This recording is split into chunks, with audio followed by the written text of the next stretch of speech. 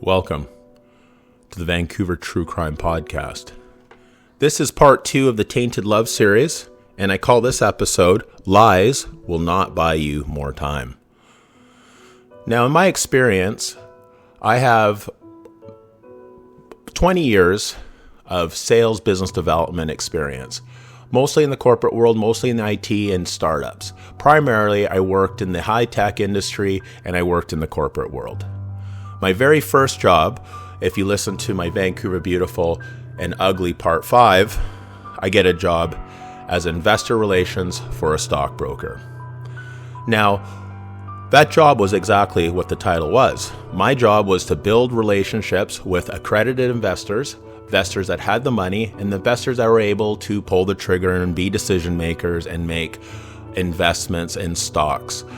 And hopefully, if you cultivate that relationship good enough, you can get multiple transactions and sales out of that person. Now, how that primarily worked is that you have to trust each other.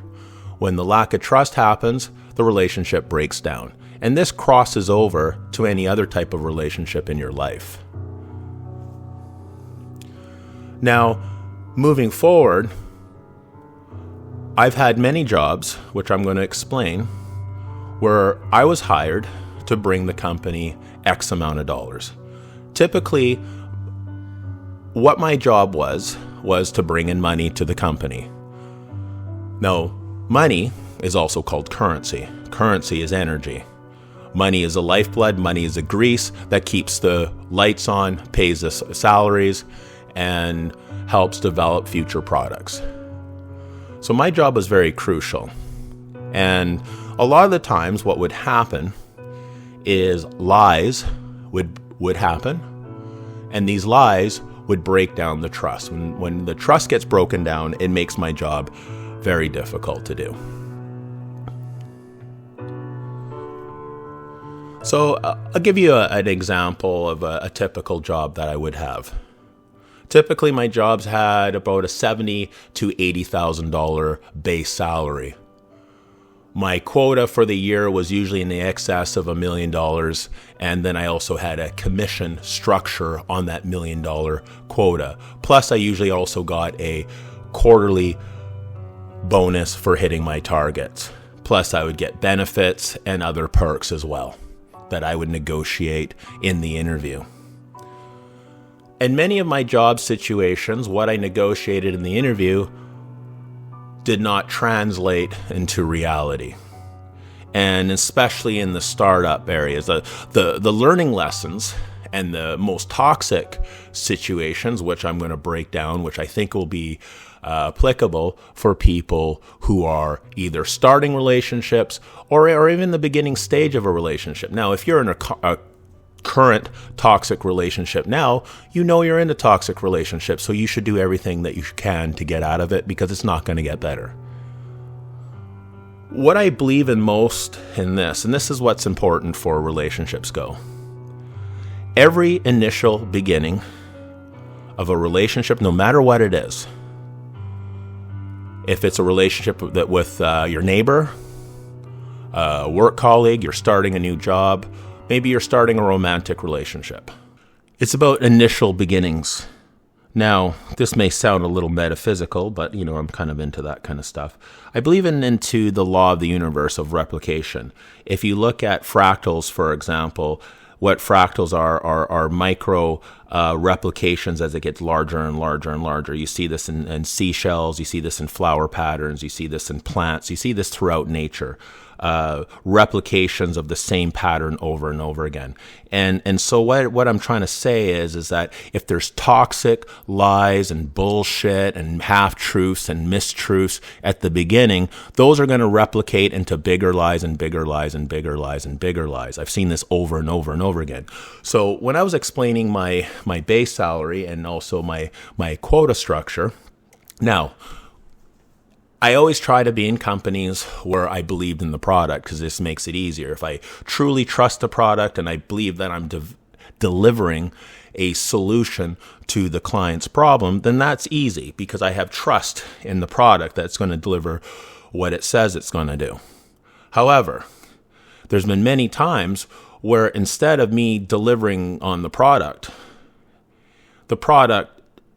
does not say or do what it was intended to do or what it was advertised. So therefore, instead of me working hard to bring in my $1 million quota, I'm spending half my day fighting fires, putting out fires. And there's been many, many, many situations where I work for a company or get a job for a company and they're full of shit. Simple as that. They lie to me in the interview, they lie about the product, and they lie to their customers. And there's many things over time that I learned to spot to avoid this. And this is stuff that you can do too, as far about relationships, because what this podcast is about, it's about relationships. Now, you go on a date with a guy, say you're a woman, you go on a date with a guy. Little lies, maybe lies about his car, he lies about his age, he lies about his weight, he lies about his height. Well, may seem innocent enough, but he's probably going to be lying about other stuff. And do you want to start a relationship based on lies? We have that catfishing phenomena where people will just point up, lie, and put a picture of somebody, and it's not even them, but they want to feel good behind the computer. And this is another thing, I'm not meant to digress, but the computer, the internet, gives you a certain anonymity, and people can play out fantasies. They can be trolls, they can be assholes, they can be, if the guy's a fat, middle-aged, bald guy, he can be a hot, blonde chick on the internet. So, some people take comfort in lies. Maybe they don't think they're hurting anyone. Maybe they feel like they're fulfilling a fantasy. Or maybe they're just venting frustration. However, it is toxic behavior. So, in many of these companies that I worked for, I would have to use an enormous amount of energy that I didn't like to putting out fires. And usually it was a company's fault. I'll give you an example. I worked for a company recently. And on paper, it looked amazing. They had, again, an amazing board, brand name executives that were, companies that were household names, people with real pedigrees, and people with really great experience. I don't want to get too much into the company because I just don't want to really talk about them too much. But however, it was a startup, and I worked with this person before. It had a bad outcome, and quite frankly, I was actually shocked when that person, a little bit shocked, like I said, a little bit shocked that they reached out to me because the last company really ended in burning flames. So almost about 8 years. Yeah, about 8 years before this person contacted me, I worked for them before. And I was kind of like I think I had about 10 years of business experience, maybe a little less, but I was moderately experienced.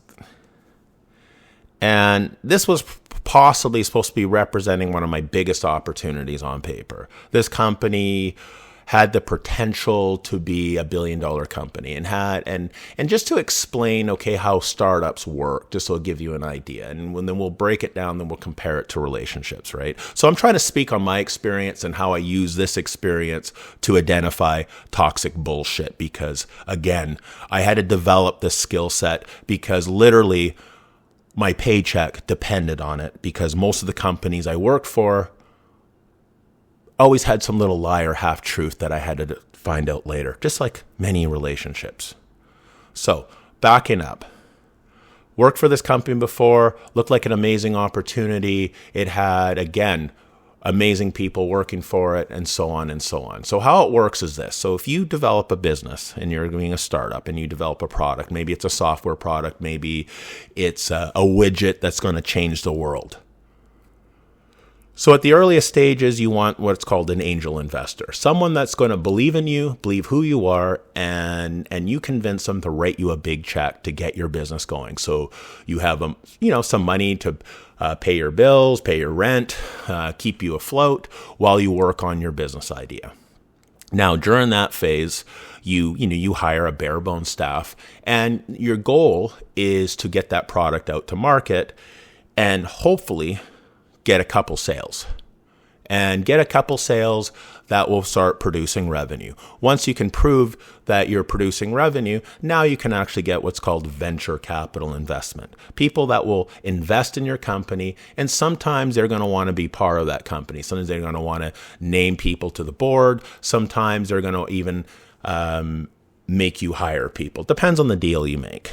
And this can be good or bad. I've seen this work, and I also seen this be a detriment because a company has a philosophy or a goal or a direction they want to go. They take money from a venture capitalist who have a very different idea and also have the ability to appoint people in that company that have very different ideas. And this can turn very toxic, and sometimes this is the beginning of the toxic relationship, a marriage between two people that don't see eye to eye. So in this particular circumstance, I was brought in because of my sales experience, my ability to generate revenue for a company. And I had a good track record, and I was very good at it and had a good reputation. So when I came on board, I was ready, all gung-ho. However, they neglected to tell me that they didn't even have a single paying customer yet. All they really had was prototypes and a barely working model. I didn't know this before I went in because I assumed when you walked in and seeing all these people working and engineers and all these, they must be like doing something. And the person that I reported to was very weak when it came to sales. He was a good engineer. His background was an engineer, but he was not a people person, and he did not understand sales. Sales has a psychology to it. You got to be able to read people, and you got to have timing, and you also have to know when to shut up. This guy had none of these abilities. He didn't know how to read people. He didn't know when to shut up, and he couldn't make decisions that were decisive. He was very waffly. This was very frustrating.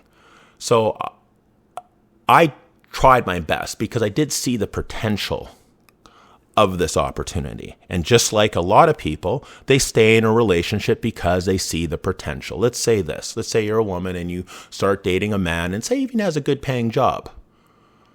And, he shows signs of potential. So you believe in that potential, but you don't really believe into the person who he is right now. Now, I'm telling you this. If you cannot believe in that person, who they are today, if you cannot believe in them, remember, listen to that word, right? That word's important, belief. If you do not believe in them right now, they're probably not going to be that person in the future. And a lot of times in these manipulators and these liars, and even in my case in these companies, they prey on your belief. They prey, because see, for me, I'm a very self-motivated person.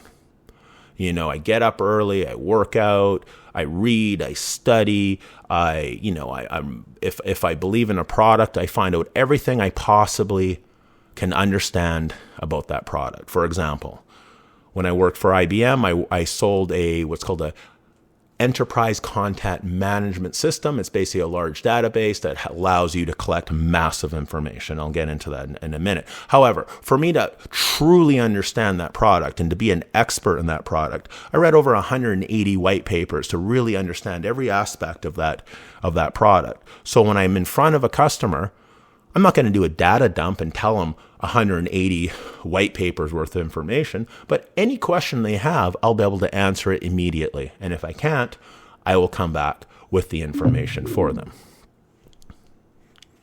So that being said, back to this opportunity. So I worked my ass off in this opportunity. I really pushed, and I thought, well, maybe if I can bring in a big deal, it'll change everything, because I wanted the money. My structure began. I had about an $80,000 base, right? It's not bad, but in Vancouver, after taxes and stuff, it breaks down pretty fast. I need the commission. I work for the commission. See, the way my structure is that if I was mediocre, I could double my base salary. If I was good, I could triple it. And if I could really hit it out of the park, I can do it by 4 times. So I'm not interested in messing around or effing around. I'm there for the money. However, if there's lies and there's things that get in the way of that, I'm not getting that money. And in this job, I did not get any money. I didn't make a single cent in commission. I lived off the base salary, which I was pissed off because it probably represented a salary cut in half based on lies, based on stuff they did not tell me. So this is why I'm talking about business and I'm talking about this stuff and how to apply it in a relationship. So if my goal is to make money and I can't because someone's lying, therefore I'm going to analyze and put my energy how to prevent being in situations where people are full of shit. You do your best, but guess what? You get tricked because you get manipulated and you get lied to. So in this situation, again, I worked my ass off. And their dream type of client was in the oil industry. So I reached out to every oil industry across North America, including the Middle East. And I had a pilot project with Husky Oil. I had a few different companies, supply companies in the Alberta oil sands.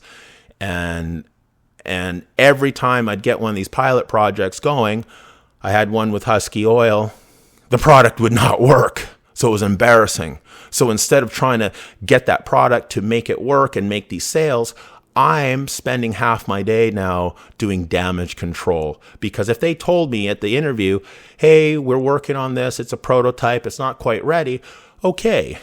That's a whole different circumstance. I would not just have accepted the $80,000 base salary and said, listen, I'm doing product development for you. I'm doing market development for you. I'm not doing business development because there's no business to be had because your product's not ready. You're not ready to have a customer write you a check. What you're at a product development stage and you're trying to get it out there and doing prototypes and get that product ready for.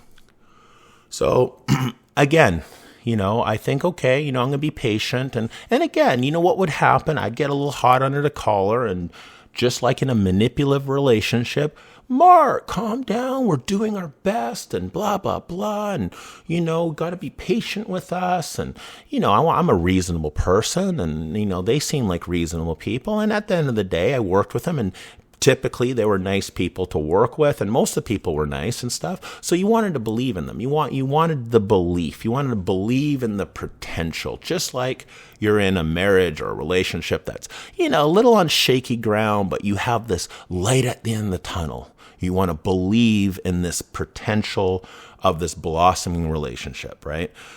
So, again, back to work. I got a meeting with a trucking, basically an insurance company that does the underwriting for about 30% of all truckers in Canada. Big organization. Same thing again. Product falls flat on its ass. Super embarrassing, right? I'm pissed off. I raise holy hell because, again, these deals that if I was able to get going, because if the product worked, wasn't based on bullshit, we're talking like massive commissions that I could have made. Massive. We're talking oil companies. You're talking huge fleet of trucking companies. We had a relationship with an organization in the United States. It's like the safety organization that covers construction, trucking, and industrial industries that has a population base of 30 million people. So we had all these. Then we also had an insurance company. Major insurance company give us a recommendations based on what it was supposed to do on paper. So I had all that going into the call or in these business meetings. Hey, we've been endorsed by the safety organization. We have a partnership with a large insurance company, and so on and so on. So I thought I'd give them one more chance, and this is the breakdown of the relationship finally. So I found a guy who owned a company, and he was from the UK. He was a British man. And he owned this massive company where he worked with oil trucking companies, like, truck drivers that drive petrochemical companies. There's a lot of safety involved. There's a lot that goes into that because they don't want accidents. They don't want disasters because it's bad PR. And believe it or not, the oil industry puts a lot of emphasis on safety because when there's oil spills, it's terrible news. It's terrible 6 o'clock news, and the environmentalists go crazy. And they're trying to avoid that at all costs. Doesn't say it doesn't happen. I'm not saying they're perfect, but there's a lot of emphasis on safety. So I found this gentleman from the UK who owned a massive business. We're talking Kuwait, Saudi Arabia, and Arab Emirates that he supplied safety services for. We're talking every major oil company. This deal probably, if it went through, would have been worth millions and millions of dollars. So, 10-15% commission on these deals, I'd be buying, a couple houses, put it that way. So I was really hungry for the deal. And I thought, this is going to make up for all the bullshit that I put up with this company. Because everything now has been based on bullshit. Almost nothing that they said has been true. So I set up this meeting. The guy's totally excited. He wants to move forward. He says, listen, I want to do a pilot project to make sure it works, which I think is reasonable. And in most companies that I work for, they have like some 30-day trial or something. They have some kind of agreement to make sure both parties are happy with the product. It's quite common.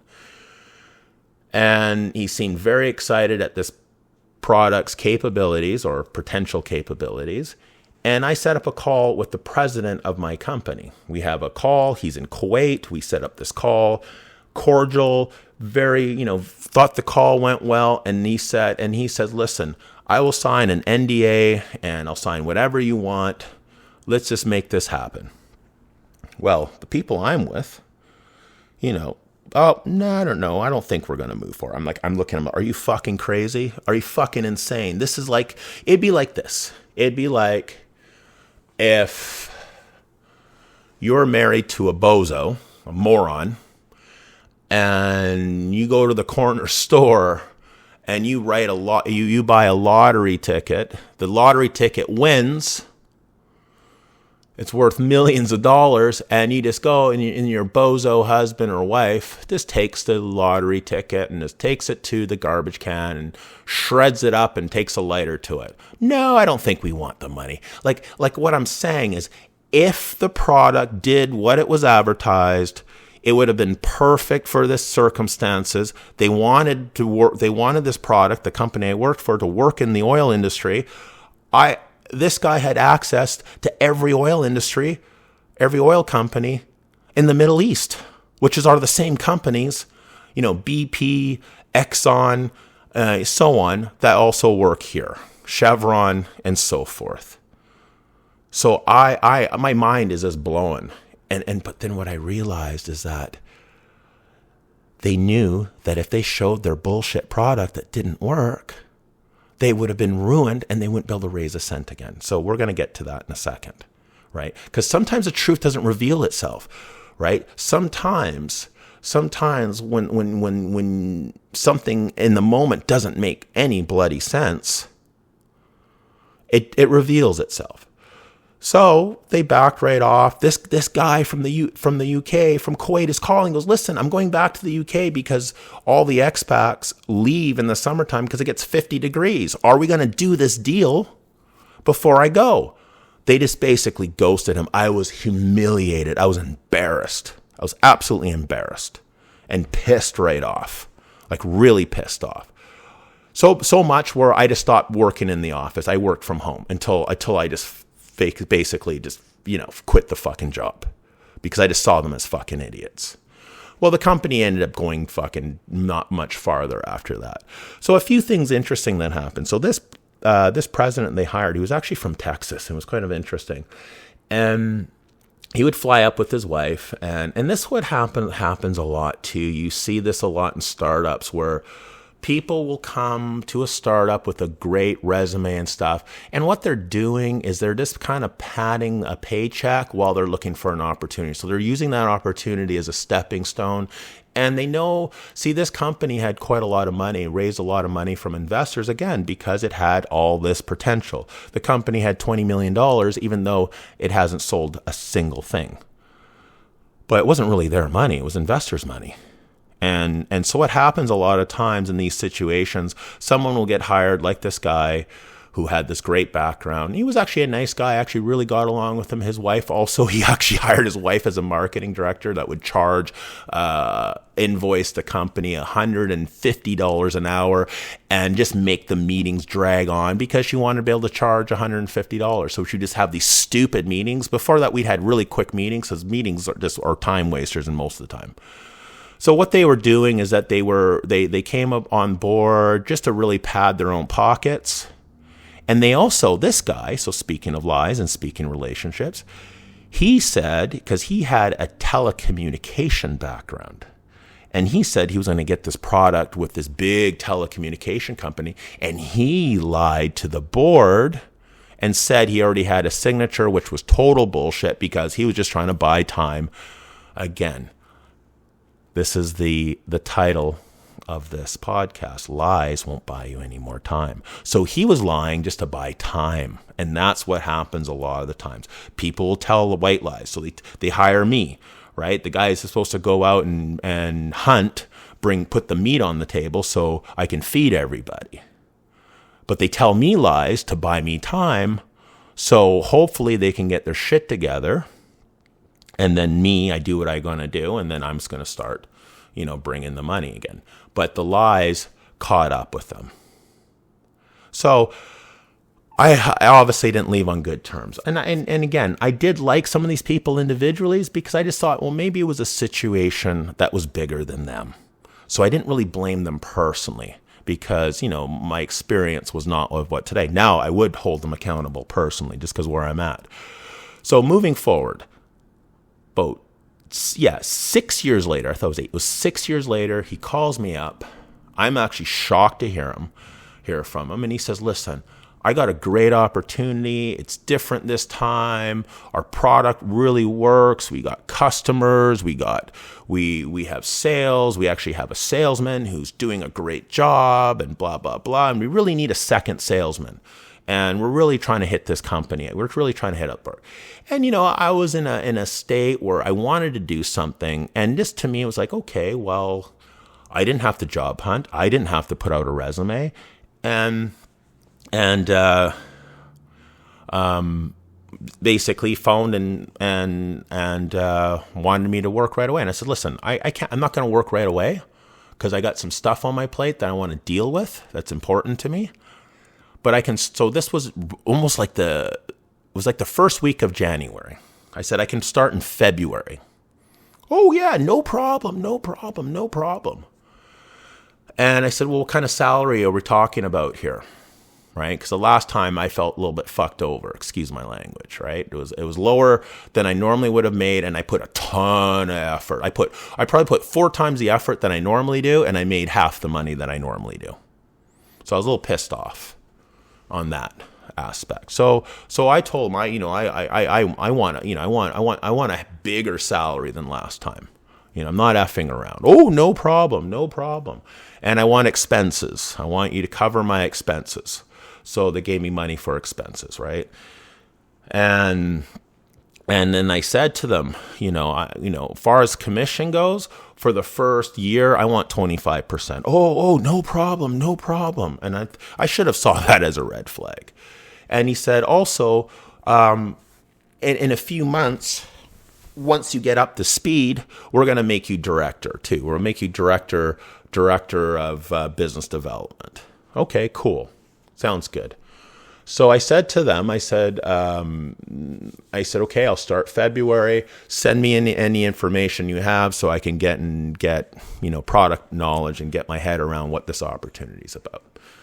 Cool, right? I think, okay, that was cool. But I was a little weary in the back of my head, but I thought, I'm going to be really strict and have really tough criterias up front because what's that saying? Once burned, twice shy kind of thing.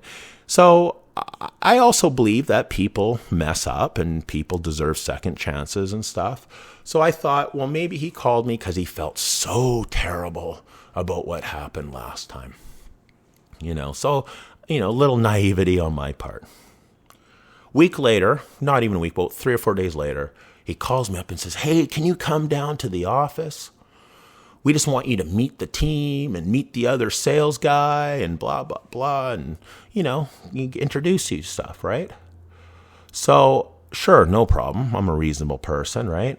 I go down. They had an office downtown Vancouver. Not a bad office, a little bit small, but it was in a good central location. Go down, meet everyone. Everyone's nice. Everyone's polite. And so I meet the other sales guy. Actually, really impressed. Very polished guy. Very well spoken. And I thought, oh, that's good, because a lot of times in these startup situations, I'm the only business development or sales guy. And I have to create the sales methodology of how to put the product out there. I have to come up with one, and it's tough because you're breaking ground, and then there's also what you think will work sometimes doesn't translate in reality. So it's a bit of there's a bit of a growing pain, a little bit of a feeling process in the beginning. So if someone can kind of break through that and come up with a way that it works, I don't want to have to reinvent the wheel. And this guy seemed pretty competent. I listened to him. I went on to a few client meetings with him. He seemed to. I liked his approach. I liked his style. A little aggressive though, a little bit too aggressive. I don't believe in aggressive sales because, again, just like relationships, right? You're going on a date. Let's say you're a woman and the guy's really aggressively trying to get you to do some type of sexual act that you probably would do if he was a bit cool. But because he's so aggressive about it, it makes you back off. And I've had this circumstance on me too. I've been on dates where the woman's a bit too aggressive, and then you're kind of turned off. You're kind of like, what the F, right? Or maybe it's something else. Like, for example, I went on a date. This is going to, because again, this is about a dating, this podcast is about dating, and I'm talking about my business and how the two kind of seem to correlate. So a little bit, I'd like to jump around a little bit, but promise I'll stay focused. So I went on a date, not to digress. Went on a date, nice lady, met her at a business function when I was working downtown. We used to have these lunch and learn functions. She was with another company. We hit it off, had a good chemistry. And we went on a date. The first date, all she's talking about is how she wants a $3,500 purse. Now, if I dated her for a little while, maybe I would have gotten it for her. But the first date asking for it, I didn't want to do it just because I didn't want to feel like a chump. You know what I mean? Is she really interested in me because I can buy her a $3,500 purse? Or she, you know what I mean? It turned me off. Right, so it's kind of the same thing. Really aggressive at someone's throat is a turnoff, and I did see that with this guy.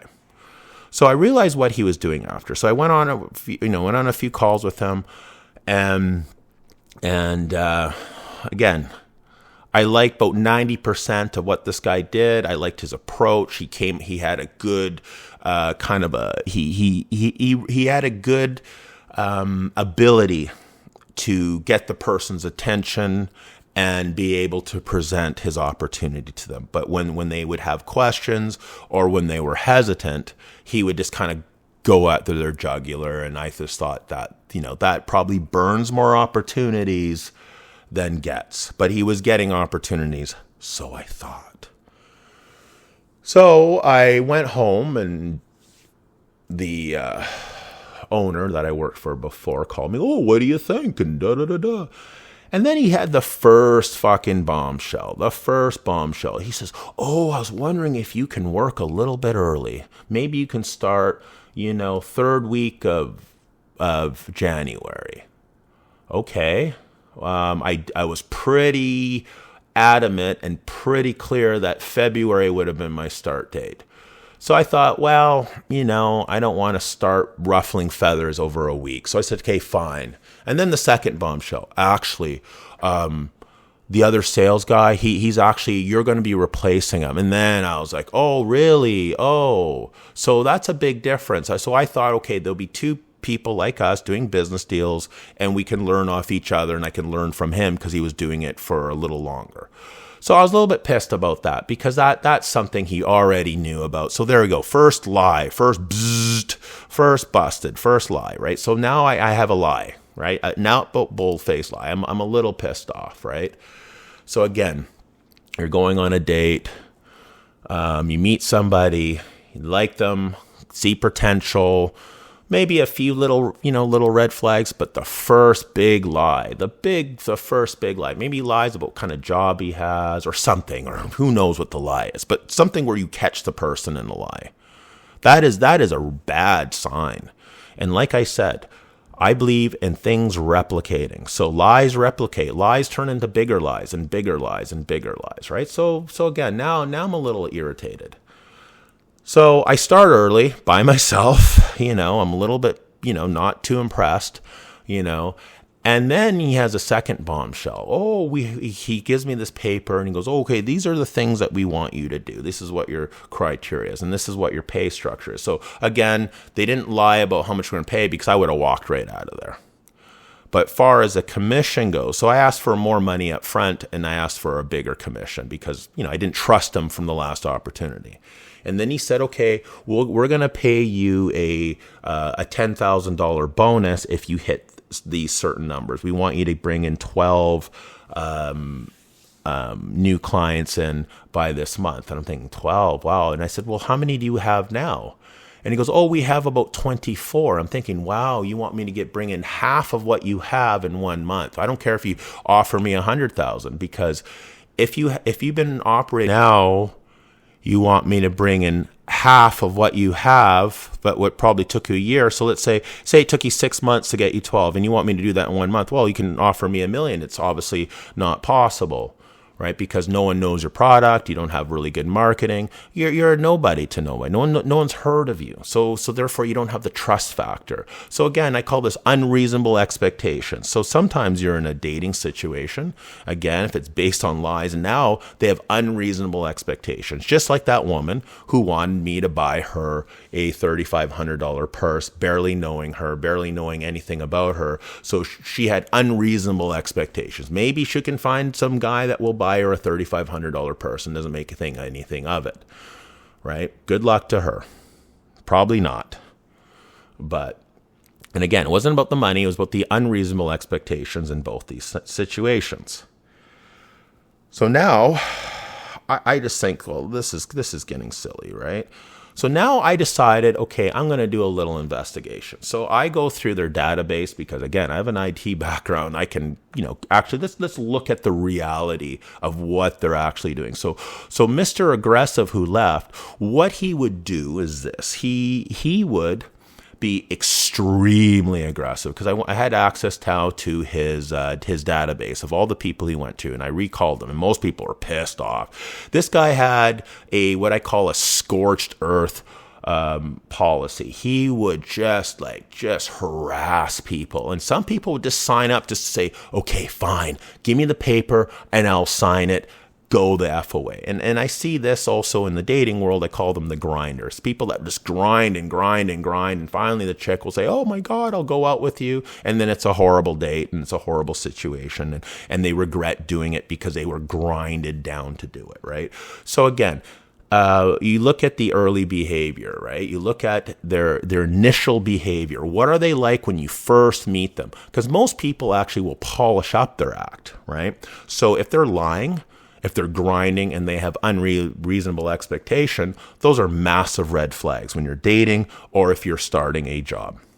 So again, I go through the database. I actually contact these clients. They won't even return my calls. They're supposed to be clients. Now, again, investor relations, other opportunities that are more solid. If I can't get the person that I'm doing business with, they already apparently want to do business with me, but now they won't return my call. That's a damaged relationship. That's a burnt bridge. So they didn't have 24 clients. They had 0 clients. They had none. They had one client that was kind of a partnership, but it was hanging by a thread. And that was like their showcase one. It was some retail store that has different locations, and the people working there hated the product, and the the customers. I think there was some kind of family relationship, to be honest with you. So again, they use some type of family tie, like, hey, please do me the favor. I'm building this mousetrap and please use it at your store to help me out. So it was one of those situations, right? So the product again, so twice working for this guy, bullshit product. So what I figured out what this guy would do, right? It's kind of a scam. It's kind of like a Ponzi scam. And other people approached me, and I had meetings about this after the fact, is that they build a company on paper, they have all the trappings, a website, product, potential, and now it would make sense why if I got them a potential customer that would bring in hundreds of millions of dollars worth of business because he has a relationship with all the oil companies that built on trust that he built. I'm talking back to the UK guy. Why they wouldn't want to do it? Because it'd be embarrassing, because they don't have a product. But guess what? When they go to investors, they can raise money. Oh, we're doing this and we're doing that. And Mark is talking to all these oil companies and he has this guy from Kuwait that wants to go on board. It sounds good to the investors. So the lie will buy them more time and in some cases another paycheck. So again, this opportunity that I'm talking about the second time in a row, it was the same goddamn thing. A bunch of bullshit on paper just so they can look good, and they have these fancy titles and directors and VP and vice president. They get to go to all these trade shows and fly around and go to fancy hotels and golf courses, and they get to play executive. And then what they do is they burn it down, they pad their pockets, because again, they're paying themselves.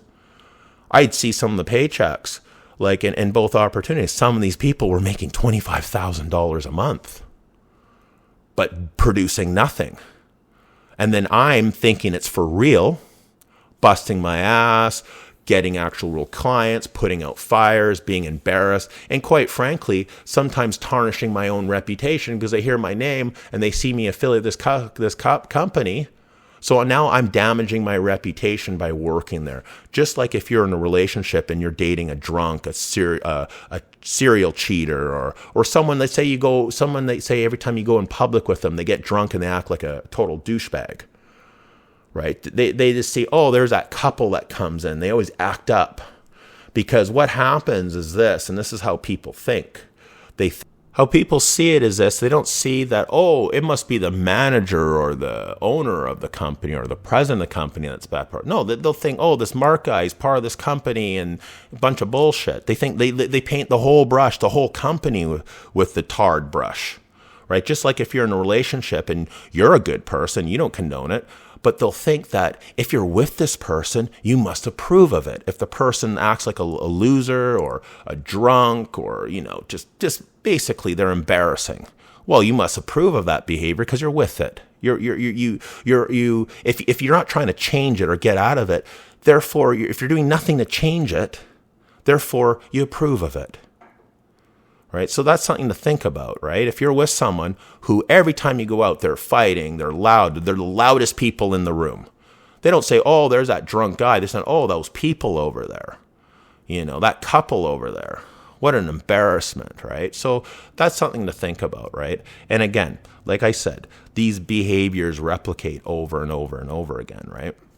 And most likely, if there's no motivation to stop it, like it'll continue. Just like this guy. He knew I was a hard worker. He knew I was motivated. It's almost like he knew how to manipulate me by appealing to my work ethic. And, it was again, so twice I fell for it. Twice it fell flat on my face. Twice I was very embarrassed, and I was really pissed off because in the second time opportunity, when I actually thought it was a real opportunity, I'm going into my personal Rolodex, my personal business connections. We're talking people in the movie industry, people that have developed a long relationship that I've never lied to them. I've always delivered. I always went above and beyond. And now I'm burning my bridges for this scumbag company Never will do that again. Never will do that again. I learned that, right? So making this back into a dating thing, right? So let's say this. Okay, so if you're with someone or you're interested in someone, these are the things to look for. Look for how they act in the initial beginning. Try to catch them, and if you catch them in any lies, it's not good. Lies become more lies, and they tell more lies and more lies, right? Lies are never good. Lies are cover up. The other thing is also not providing information they know about is also a lie. Saying that person I was going to be working with them when that wasn't true, or withholding information, right? So if you're with someone and then find out there's this huge background that they didn't tell you about that would have changed how you saw that person or how you saw that relationship. But again, they lie to you to buy you a little more time, and then manipulate you until you're in a really fucked up relationship, till you're being abused, you're being isolated, you're being, everything that you wouldn't want in a relationship if it was told to you up front, because it's like this. There's a saying. It's called salami slicing, right? You take little thin slices of the salami until the whole thing's gone, right? And that's what they're doing. They're doing little slices, little white lies, little manipulation, little push in this direction, little pokes, and next thing you know, you're in a complete, you're in a situation that's you would never have been if you got the full truth. So it's important in any relationship is you take your time with the relationship. You really analyze, you really study, and you keep track of bullshit. And you don't accept it. You call them out on the bullshit. And a lot of times liars and stuff, they're good, right? They're good at it. They've been doing it for a long time. So sometimes it's not easy to catch. Sometimes you catch it after the fact, right? So it's not foolproof. And it's happened to me many, many times. And I learned from the pain of this. I learned from, missing out on opportunities, because if I'm taking a job that's full of shit and I'm not making the commission, I could have been working at another job that's easier, that has their product worked out, that has good customers, and be making 2 or 3 times the money with my skill set. So a lot of times too, these liars, they pick people that are very confident and very good, and they use that against them, because sometimes, like myself, because I'm a very confident and driven person, that also can be my blind spot, because I think I got everything under control. I think I notice everything. I think I see everything, and I don't, right? You can't catch everything. So it's important to take your time and take pause, right? And really know what you want and what's acceptable, right? That helps a lot, because sometimes people kind of drift from relationship to relationship as they drift from job to job, and they sort of, I need a paycheck. Someone's lonely. Well, I'll date this person until I find the other person, person I really like, because they're lonely. It's lonely out there. Sometimes people don't really have a lot of choice. Maybe they have a physical disability, or they have something that they feel insecure about. And then they manipulators, liars will prey on that. I talked in my last podcast, Vancouver Beautiful, the Ugly. I talked about, cults. I talked about that crazy Christian cult that try to suck me in.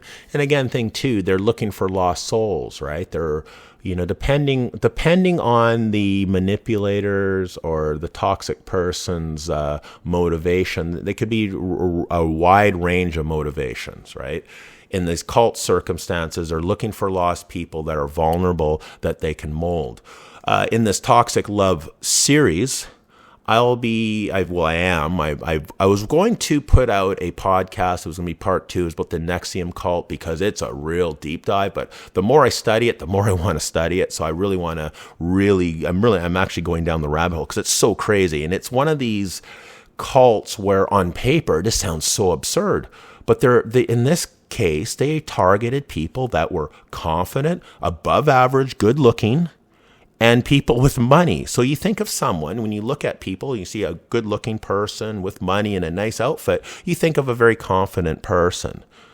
But not necessarily, right? Because sometimes those people are actually, everybody's looking for something, is what I'm saying. And a manipulator can pick up what you're looking for and use it against you. In my case, in these ones, I wanted to work in a situation where the potential to make a lot of money was bigger than, let's say I work for more of a mainstream company where I get my base salary, I get my commission, and I also get my bonus and expenses and bonus structures, right? I was hoping for one of these startups where instead of making, anywhere from 100 to 200,000 a year, I can make $500,000 to $1 million because, let's say the first company actually worked and I'm on the ground floor getting all these initial deals that are worth, on paper, hundreds of millions of dollars. Well, I'm going to be taking home some pretty insane money, right? So that was my motivation. So these manipulators use that to their advantage, right? So again, I'm going to leave it here. I'm going to push hard, keep making podcasts. I want to make more podcasts and then my energy into my social media on Instagram. My numbers for my last 3 podcasts are doing amazing. I'm so appreciative of your interest that you guys love listening and downloading my podcast. This one was important to me because, again, I have a lot of experience in this world and I see a lot of crossover. I use the lessons I learned in business and I try to use them in life because, again, it's about people. It's about energy. Energy is currency. Currency is money.